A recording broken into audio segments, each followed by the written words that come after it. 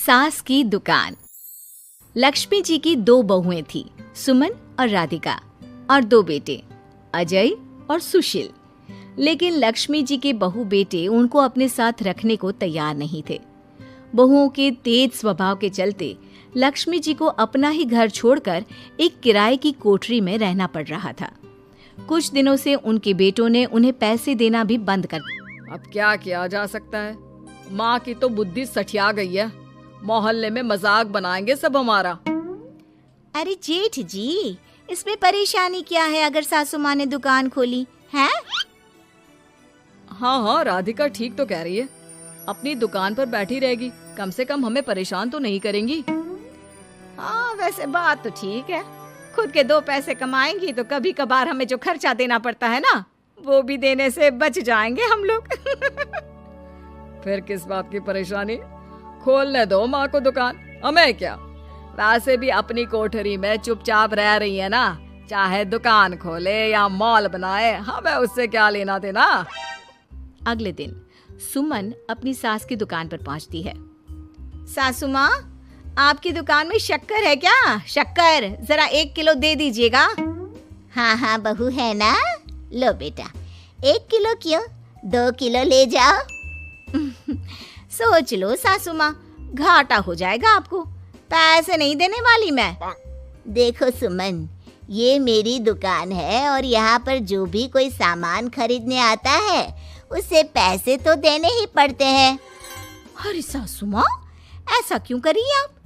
अरे देखो ना, घर पर आपका बेटा। ये शक्कर तुम ऐसे ही ले जाओ, पैसे देने की जरूरत नहीं है। अगले दिन राधिका भी अपनी सास की दुकान पर पहुंचती है। प्रणाम सासू माँ, कैसी चल रही है आपकी दुकान? बस बेटा, जैसे तैसे करके काम चला रही हूँ। तुम बताओ, घर में सब राजी खुशी है ना? हाँ हाँ मम्मी जी, सब कुछ ठीक ठाक है। बताओ राधिका बहू, कैसे आना हुआ, कुछ काम था क्या? वो ना मम्मी जी, मुझे जरा 5 किलो आटा चाहिए था। मेरे पैर में ना बहुत दर्द है, इसलिए बाजार तक जाने में ना तकलीफ हो रही थी। घर पर बच्चे भूखे बैठे हैं, सोचा आपसे ही ले लेती हूँ।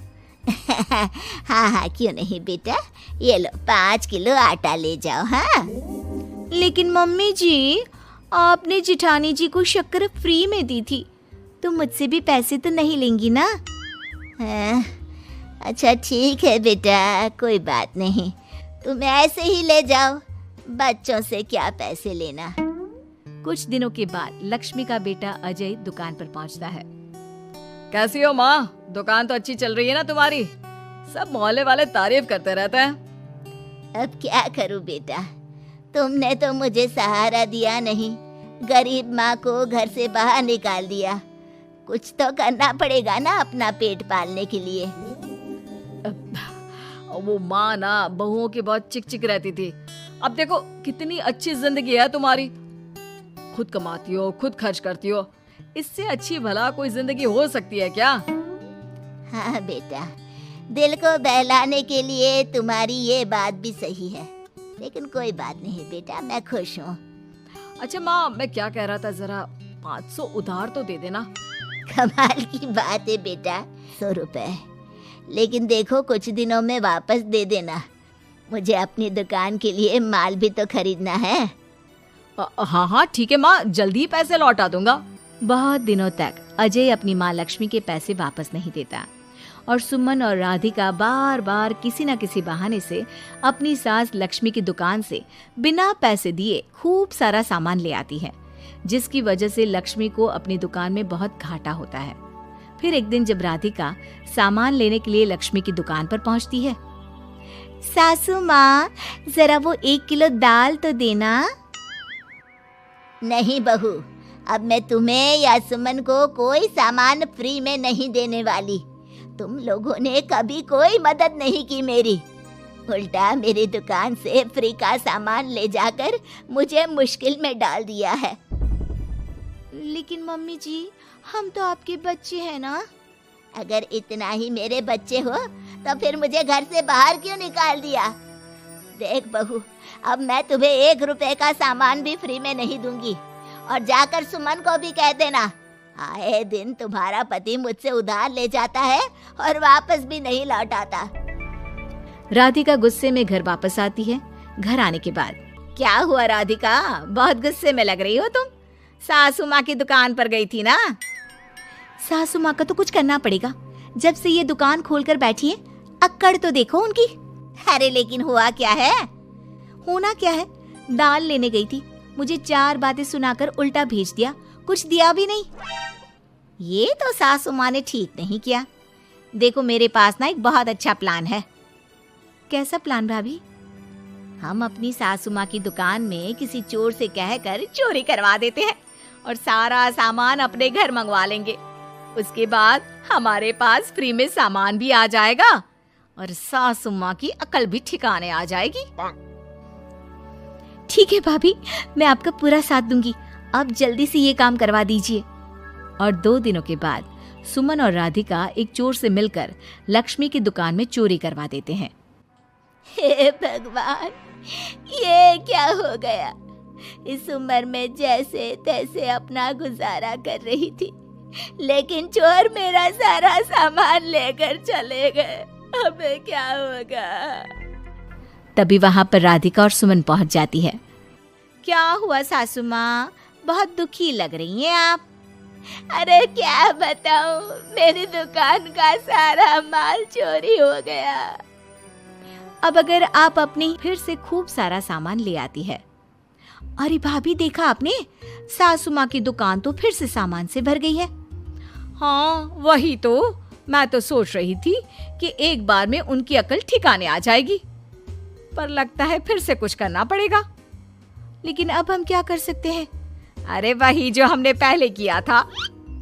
इसका मतलब फिर से चोरी करवाएंगे? हाँ, उसके बिना हमारा काम कैसे चलेगा? और इस बार चोरी करने हम दोनों चलेंगे, कुछ नहीं छोड़ेंगे उनकी दुकान में। सुमन और राधिका दोनों मिलकर लक्ष्मी की दुकान में चोरी कर लेती हैं और सारा सामान चुपचाप अपने घर के स्टोर में लाकर रख देते हैं। लेकिन सुबह होते ही लक्ष्मी पुलिस लेकर सुमन और राधिका के घर पहुंच जाती है। इंस्पेक्टर साहब, मेरी इन दोनों बहुओं ने ही घर में चोरी की है। अरे ना इंस्पेक्टर साहब, ये हम पर झूठा इल्जाम लगा रही हैं। अरे हम क्यों इनकी दुकान में चोरी करने लगे? माँ, आपको शर्म नहीं आती अपनी बहू पर झूठा इल्जाम लगाते हुए? हाँ माँ, हम आपके बेटे हैं और ये आपकी बहुएं हैं, आप ऐसा कैसे कर सकती हैं? लक्ष्मी जी, क्या आपके पास कोई सबूत है? अरे इंस्पेक्टर साहब, आप इनकी बातों में मत आइए। ये हमारी माँ है और इनकी दिमागी हालत ठीक नहीं है, इसीलिए तो हमसे अलग रहती हैं। इंस्पेक्टर साहब, मेरी दिमागी हालत बिल्कुल ठीक है और मेरे पास इन दोनों के खिलाफ बहुत बड़ा सबूत है। बताइए, क्या सबूत है आपके पास? आप जरा मेरी दोनों बहुओं के हाथ पानी से धुलवा दो, फिर सब कुछ साफ साफ पता चल जाएगा। अरे हाथ पानी से धोने से क्या होगा माँ? आप दोनों मेरे सामने अपने हाथों पर पानी डालिए। जैसे ही राधिका और सुमन अपने हाथ पानी में डालती हैं, उनके हाथों का रंग लाल हो जाता है और ये देखकर सब लोग हैरान रह जाते हैं। अरे ये क्या, तुम्हारे हाथों का रंग अचानक से लाल कैसे हो गया? क्योंकि मैंने अपनी दुकान के सारे सामान पर एक तरह का केमिकल लगा कर रखा था। मुझे पता था जो भी चोरी करने आएगा वो सामान को अपने हाथों से उठाएगा और उसके हाथों पर रंग लग जाएगा। अरे माँ, आप तो बहुत चालाक निकली। इसे चालाक नहीं बेटा, बुद्धिमान कहते हैं। और जिसके तुम्हारे जैसे बहू बेटे हो, उसे थोड़ा बहुत तो अपनी अकल से काम लेना ही पड़ता है ना। शर्म नहीं आती आप लोगों को अपनी ही माँ को परेशान करते हुए? हमें माफ कर दीजिए सासू माँ, हम आइंदा ऐसी गलती कभी नहीं करेंगे। और हाँ, आपको अपने साथ रखेंगे, आपकी सेवा करेंगे और पूरी इज्जत भी देंगे। हमें माफ कर दीजिए।